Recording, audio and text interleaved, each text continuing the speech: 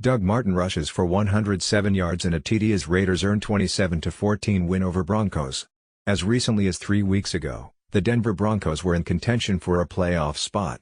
After a third straight loss to non-playoff teams, that feels like a distant memory.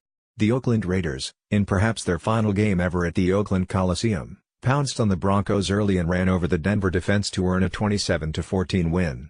Rushed for 107 yards and a touchdown on a muddy field to carry the Oakland offense. Meanwhile, a 99-yard punt return touchdown by an interception spy of Broncos quarterback helped carry the Raiders to their fourth win of the season.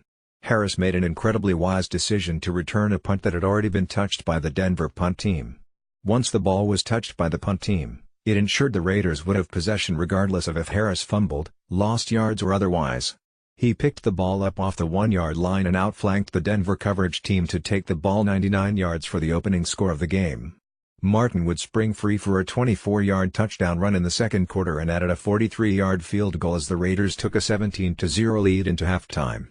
Denver's first 7 possessions of the game: punt, punt, punt, punt, punt, missed field goal, punt. The Broncos gained no more than 34 yards on any of those possessions and ran no more than 7 plays on any drive. The Broncos finally got on the board with their final possession of the third quarter. Denver marched 82 yards on 10 plays before Keenum connected for a 7-yard touchdown to close the gap to 17-7.